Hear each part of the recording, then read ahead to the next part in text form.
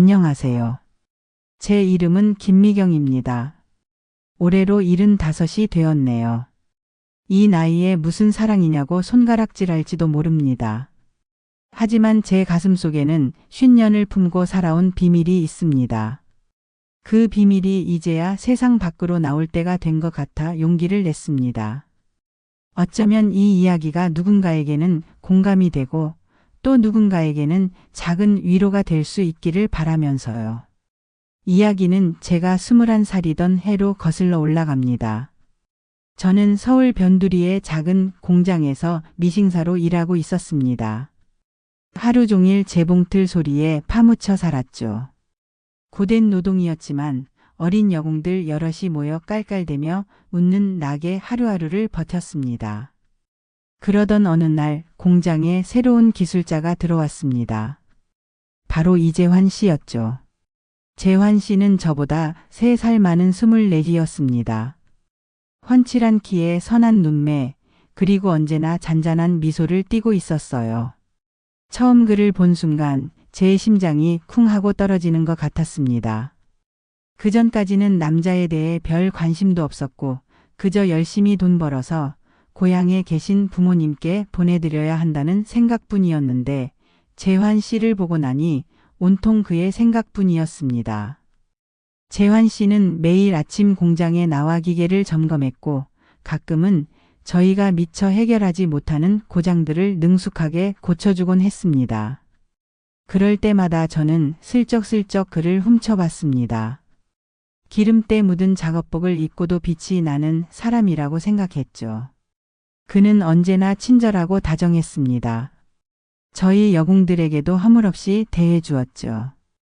그러다 보니 저뿐만 아니라 공장 안에 많은 아가씨들이 그를 남몰래 마음에 품고 있었습니다. 저만 그런 건 아니었죠. 어느 날 제가 맡은 재봉틀이 갑자기 멈춰 섰습니다. 아무리 만져봐도 꿈쩍도 하지 않았죠. 발을 동동 구르며 어쩔 줄 몰라 하고 있는데 재환 씨가 제게 다가왔습니다. 미경 씨, 무슨 일 있어요? 그의 목소리는 참 따뜻했습니다. 저는 얼굴이 빨개져서 고개만 푹 숙였죠. 재봉틀이 갑자기 멈췄어요. 그가 허리를 숙여 제 재봉틀을 살펴보기 시작했습니다. 묵묵히 기계를 만지는 그의 손가락은 참 길고 예뻤습니다. 한참을 들여다보던 그는 이내 환한 미소를 지으며 말했습니다. 별거 아니에요. 실이 엉켜서 그래요. 금방 고쳐줄게요. 그는 능숙하게 실을 풀어내고 다시 끼웠습니다. 몇 번 페달을 밟아보니 재봉틀이 언제 그랬냐는 듯 부드럽게 돌아갔습니다. 고맙습니다, 재환 씨. 저는 진심으로 고마웠습니다. 그는 괜찮다는 듯 제게 눈인사를 건네고는 다시 다른 곳으로 향했습니다. 그날 이후로 저는 틈만 나면 재환 씨 주변을 맴돌았습니다. 일부러 재봉틀 고장난 척을 하기도 하고 궁금한 게 있는 척 말을 걸기도 했죠. 그는 언제나 저에게 친절했고 그런 그의 모습에 저는 더 깊이 빠져들었습니다. 시간이 흘러 우리는 조금씩 가까워졌습니다. 공장이 끝나면 함께 버스를 타고 집에 가는 날도 잦아졌죠. 버스 안에서 우리는 이런저런 이야기를 나누었습니다. 그는 고향이 충청도라고 했습니다. 부모님과 남동생이 있고 공장 기술을 배우기 위해 서울로 올라왔다고 했죠. 저도 제 이야기를 했습니다. 홀어머니를 모시고 사는 가난한 살림, 고등학교를 마치고 바로 돈을 벌기 시작한 이야기들을요. 우리는 서로의 아픔과 고민을 나누며 공감대를 형성해 갔습니다. 그와의 대화는 언제나 즐거웠습니다. 그의 목소리를 듣는 것만으로도 행복했죠. 저는 그가 말하는 한마디 한마디를 놓치지 않으려 귀 기울였습니다. 그는 제가 하는 이야기도 진심으로 경청해 주었습니다. 그때 알았습니다. 아, 이 사람이구나. 이 사람이라면 내 모든 것을 걸 수 있겠구나. 어느 날 저녁 버스에서 내린 우리가 함께 걷고 있을 때였습니다. 그는 멈춰 서서 제게 말했습니다. 미경 씨, 저 미경 씨를 좋아하는 것 같습니다. 그 순간 제 심장이 발끝에서부터 머리끝까지 찌르르 울리는 것 같았습니다. 꿈인가 생신가 싶었죠. 저는 아무 말도 할 수 없었습니다. 그저 고개만 푹 숙인 채 얼어붙어 있었죠.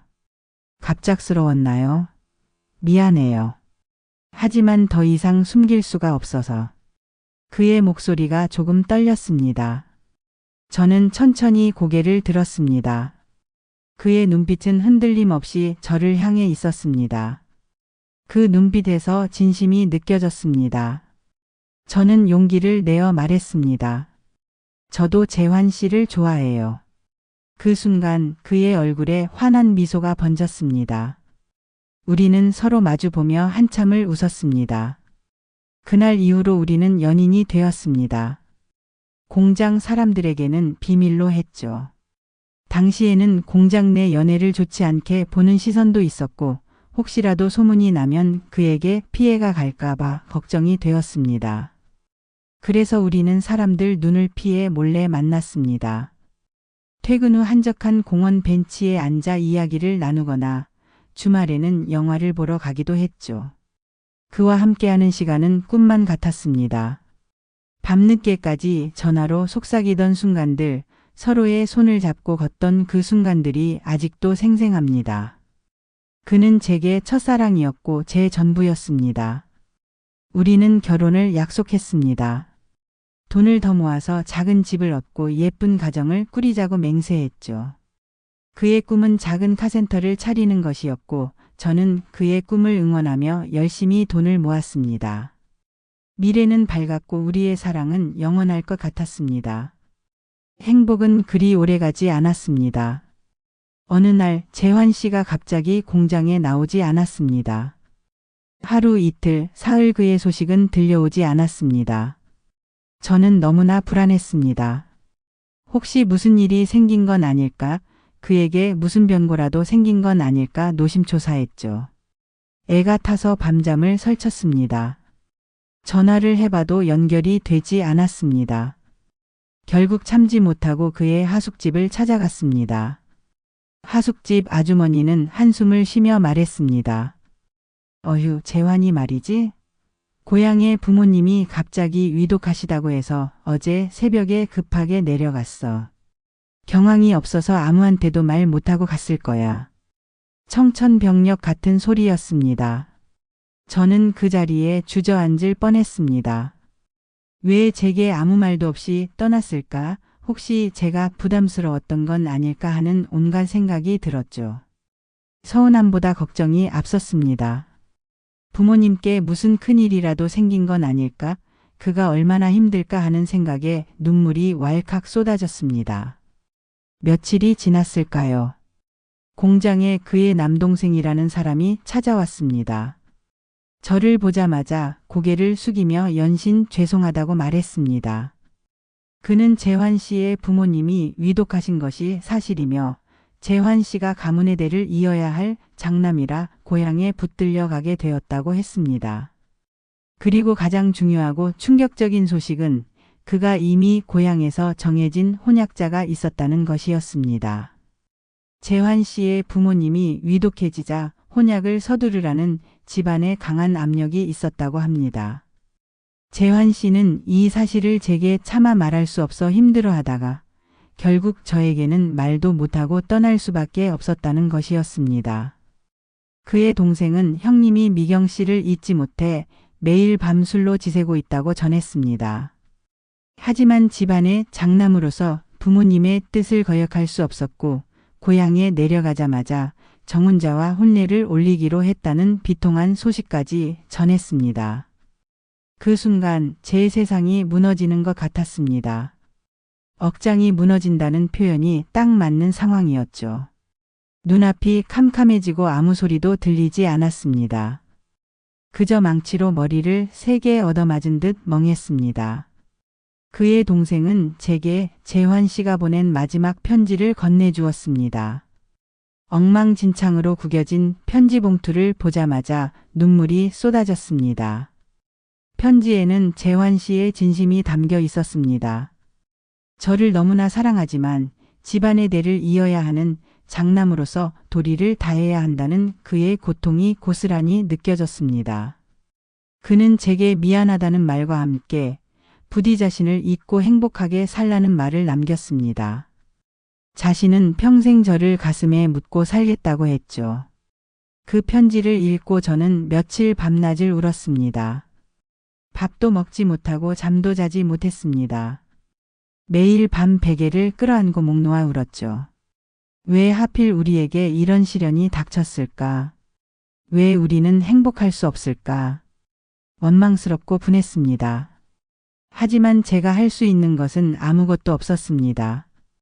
그를 붙잡을 수도 그의 운명을 바꿀 수도 없었습니다. 그저 가슴에 그를 묻고 살아가는 수밖에 없었습니다. 그렇게 재환 씨는 제 삶에서 사라졌습니다. 저는 한동안 모든 것에 흥미를 잃었습니다. 공장에 나가서도 멍하니 재봉틀만 바라보았죠. 동료들이 걱정하며 말을 걸어도 대답할 기운조차 없었습니다. 그렇게 시간이 흘렀습니다. 상처는 아물지 않았지만 저는 살아야 했습니다. 저를 기다리는 어머니가 계셨으니까요. 저는 억지로라도 웃으려 노력했습니다. 슬픔에 잠겨 있을 시간이 없었습니다. 그를 잊기 위해 더 악착같이 일했습니다. 밤샘 근무도 마다하지 않았습니다. 돈을 버는 것이 저를 살게 하는 유일한 목표가 되었습니다. 그렇게 저는 제 삶에 깊이 박힌 아픔을 외면한 채 살았습니다. 재환 씨는 제 가슴 깊은 곳에 묻어둔 비밀이 되었습니다. 세월이 흘러 저는 27에 김성준 씨를 만나 결혼했습니다. 성준 씨는 저에게 한결같이 다정하고 성실한 사람이었습니다. 저는 그에게 재환 씨에 대한 이야기를 단 한 번도 꺼내지 않았습니다. 그건 저 혼자 간직해야 할 아픔이자 비밀이라고 생각했습니다. 성준 씨는 그런 저를 따뜻하게 보듬어 주었고 우리는 두 아들을 낳아 기르며 평범한 가정을 꾸렸습니다. 삶은 흘러갔습니다. 아이들이 자라고 저도 나이가 들어갔습니다. 팍팍한 살림에 치여 살다 보니 잊고 살았던 재환 씨에 대한 기억은 가끔 꿈속에서나 나타날 뿐이었습니다. 꿈속에서 그는 항상 환한 미소를 지으며 저를 향해 손을 내밀었습니다. 꿈에서 깨어나면 가슴 한편이 아련해지곤 했죠. 하지만 현실은 현실이었습니다. 저는 성준 씨의 아내이자 두 아이의 엄마로 살아야 했습니다. 어느덧 저는 70을 훌쩍 넘긴 할머니가 되었습니다. 성준 씨는 몇 년 전 먼저 세상을 떠났습니다. 자식들은 모두 장성하여 각자의 가정을 꾸렸습니다. 저는 혼자 남겨졌습니다. 적적하고 외로운 날들이 이어졌습니다. 가끔은 인생이 이렇게 끝나는 건가 싶어 허무하기도 했습니다. 그러던 어느 날이었습니다. 경로당에서 점심을 먹고 있는데 낯익은 얼굴이 눈에 들어왔습니다. 분명 재환 씨였습니다. 50년 만에 만나는 얼굴이었지만 저는 단번에 그를 알아볼 수 있었습니다.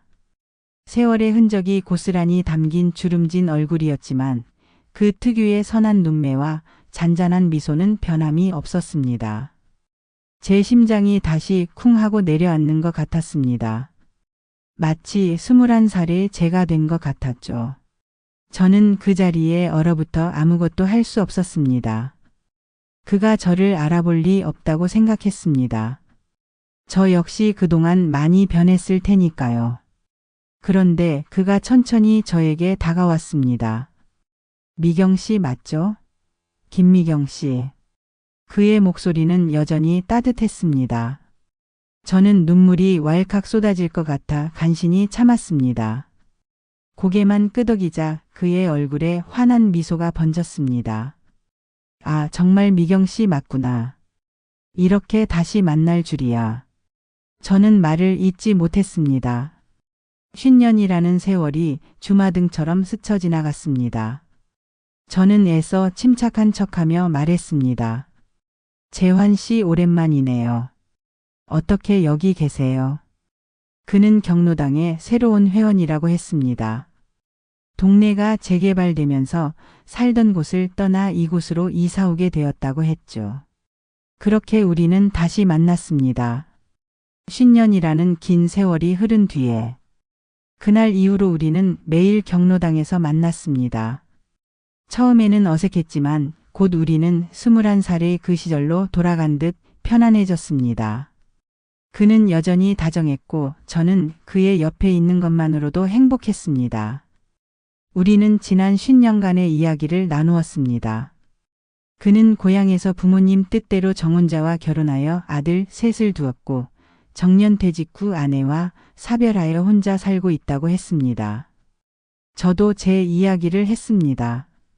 결혼해서 두 아들을 키웠고 남편과 사별하여 혼자 살고 있다고 말이죠. 그와 함께하는 시간은 마치 젊은 시절로 돌아간 듯 했습니다. 잊고 살았던 설렘과 행복이 제 가슴을 가득 채웠습니다. 우리는 함께 산책하고 차를 마시며 이야기를 나누었습니다.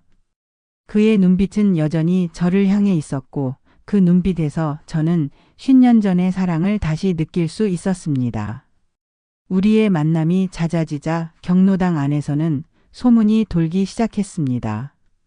나이 든 할머니, 할아버지가 연애를 한다며 수군거리는 소리도 들려왔습니다.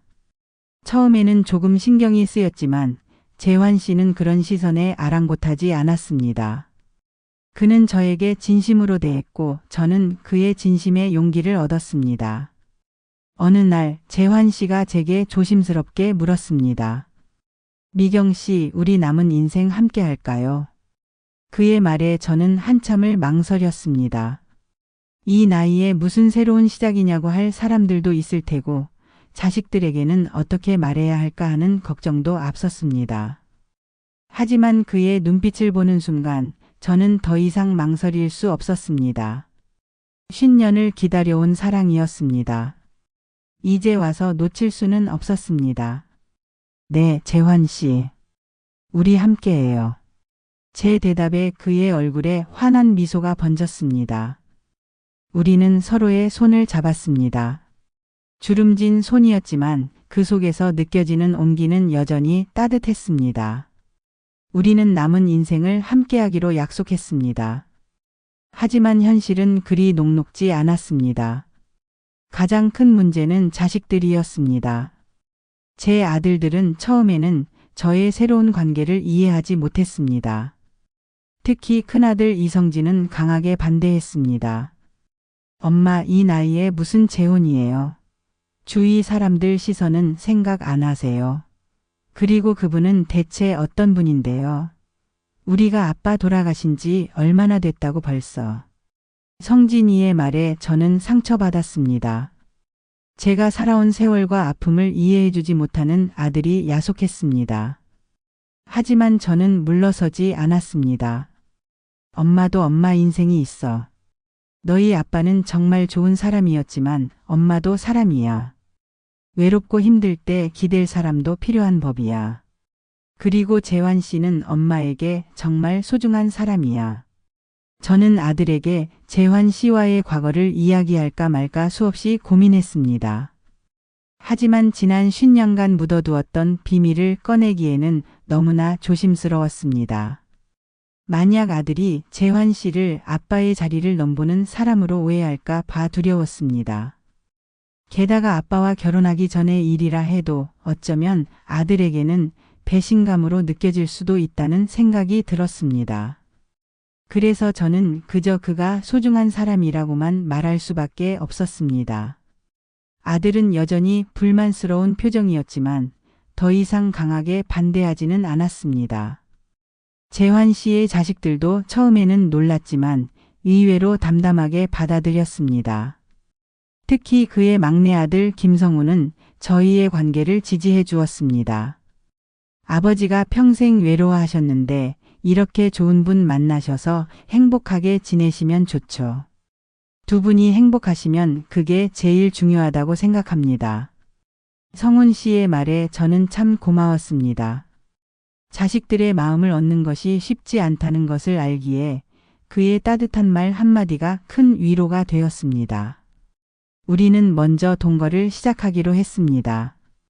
재혼이라는 큰 결정을 내리기 전에 서로에게 익숙해지는 시간이 필요하다고 생각했죠.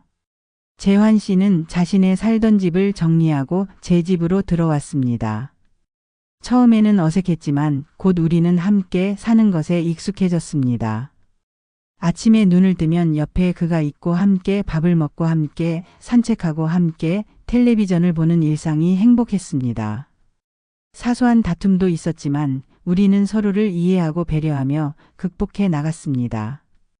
그는 언제나 저에게 사랑한다는 말을 아끼지 않았습니다. 그 말을 들을 때마다 제 가슴은 설렘으로 가득 찼습니다. 늦깎이 결혼식 그리고 행복한 인생 이마. 동거를 시작한 지 1년쯤 지났을 때 우리는 결혼식을 올리기로 결정했습니다. 성대한 결혼식은 아니었습니다.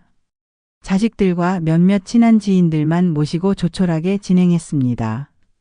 하얀 웨딩드레스 대신 단아한 한복을 입었습니다. 재환 씨는 멋진 양복을 입었죠. 서로 마주보며 웃는데 눈물이 핑 돌았습니다. 50년을 돌고 돌아 이제야 함께하는 이 순간이 너무나 감격스러웠습니다. 재환 씨는 축사에서 제게 이런 말을 했습니다. 미경 씨, 평생을 가슴에 품고 살아온 나의 첫사랑. 이제야 당신을 내 품에 안을 수 있게 되어 너무나 행복합니다. 남은 인생 당신만을 사랑하며 아끼며 살겠습니다. 그의 말에 저는 하염없이 눈물을 흘렸습니다. 제 가슴 속에 묻어두었던 아픔과 슬픔이 한꺼번에 터져나오는 듯 했습니다. 하객들도 눈시울을 붉혔습니다. 우리의 사랑이 얼마나 깊고 애틋한지 모두가 느꼈을 겁니다. 결혼식을 마치고 우리는 신혼여행 대신 제주도로 떠났습니다. 따뜻한 남쪽 바다를 거닐며 우리는 지난 세월의 아픔을 잊고 새로운 시작을 다짐했습니다. 재환 씨는 제게 평생 하고 싶었던 말을 해주었습니다. 미경 씨, 50년 전 당신을 떠나보낼 때 내 가슴이 찢어지는 줄 알았습니다. 매일 밤 당신 생각에 잠 못 이루고 술로 밤을 지새웠죠. 하지만 장남으로서 도리를 다해야 한다는 생각에 당신을 붙잡을 수가 없었습니다. 평생 당신을 잊지 못할 거라고 생각했어요. 그런데 이렇게 다시 만나게 될 줄이야. 이건 기적입니다. 하늘이 우리에게 준 마지막 선물이라고 생각합니다. 그의 진심 어린 고백에 저는 그의 손을 꼭 잡았습니다. 그의 눈가에도 촉촉한 물기가 맺혀 있었습니다. 우리는 그렇게 서로에게 기대어 지난 날의 아픔을 위로했습니다. 그날 밤 제주의 밤바람은 유난히 따뜻했습니다. 우리는 작은 펜션 테라스에 앉아 밤바다를 바라보았습니다. 파도 소리가 잔잔하게 들려왔습니다. 재환 씨가 제 어깨를 감싸 안으며 말했습니다. 미경 씨 고마워요. 이렇게 다시 내 곁으로 와줘서. 당신을 다시 만날 수 없을 줄 알았는데. 저는 그의 품에 기대어 눈을 감았습니다. 그동안 억눌러 왔던 감정들이 파도처럼 밀려왔습니다. 서러움, 그리움, 그리고 지금 이 순간의 벅찬 행복감. 이 모든 감정들이 뒤섞여 눈물이 하염없이 흘렀습니다. 재환 씨, 저도요. 정말 정말 고마워요. 꿈만 같아요. 우리는 한참을 아무 말 없이 서로의 온기를 느끼며 앉아 있었습니다. 그때 재환 씨가 제 손을 잡고 그의 가슴에 얹었습니다. 그의 심장 박동이 제 손끝으로 생생하게 전해졌습니다. 이 심장이 50년 내내 당신을 기억하고 있었어요. 한 번도 잊은 적이 없습니다. 그의 말에 제 가슴은 더욱 뜨거워졌습니다. 우리는 서로의 눈을 마주 보았습니다. 그 눈빛 속에는 50년이라는 세월이 녹아든 깊은 사랑과 이해가 담겨 있었습니다. 그 순간 저는 깨달았습니다. 우리의 사랑은 단순히 젊은 날의 뜨거운 열정이 아니었습니다. 서로의 삶을 묵묵히 살아내며 각자의 아픔을 견뎌내며 그리고 마침내 다시 만난 후에야 비로소 완성된 숭고한 사랑이라는 것을요. 우리는 함께 제주 곳곳을 돌아다녔습니다. 푸른 바다를 보며 감탄하고 올레길을 함께 걸으며 숨겨진 이야기에 귀 기울였습니다. 한라산 중턱에 앉아 멀리 보이는 바다를 바라보며 지난 날의 회한을 털어놓기도 했습니다. 젊은 날 이루지 못했던 소박한 꿈들을 이야기하며 서로의 손을 꼭 잡았습니다. 그의 손은 주름지고 거칠었지만 그 어떤 보석보다도 값지고 따뜻하게 느껴졌습니다. 지금 우리는 제주도에서 작은 집을 얻어 살고 있습니다. 아침에는 함께 바닷가를 산책하고 오후에는 정원에서 꽃을 가꿉니다. 저녁에는 서로에게 책을 읽어주거나 옛날 이야기를 나누며 시간을 보냅니다. 소박하지만 행복한 일상입니다. 재환 씨는 매일 아침 저를 안아주며 사랑한다고 속삭입니다. 저는 그의 사랑 속에서 매일매일이 새롭게 태어나는 기분입니다. 물론 나이 든 몸으로 젊은 사람들처럼 열정적인 사랑을 하는 것은 아닙니다. 하지만 우리의 사랑은 그 어떤 젊은이들의 사랑보다 깊고 진합니다. 서로의 아픔을 이해하고 서로의 상처를 보듬어주는 그런 사랑이죠. 우리는 남은 인생을 서로에게 기대어 살아가려 합니다. 자식들도 이제는 우리의 관계를 온전히 받아들였습니다. 가끔 제주도로 찾아와 함께 식사를 하거나 영상통화로 안부를 묻곤 합니다. 손주들도 할머니, 할아버지의 새로운 삶을 응원해 줍니다. 처음에는 반대했던 큰아들 성진이도 이제는 재환 씨를 아빠처럼 따릅니다. 서로를 위하고 아끼는 우리의 모습을 보면서 그들도 비로소 우리의 사랑을 이해하게 된 것 같습니다.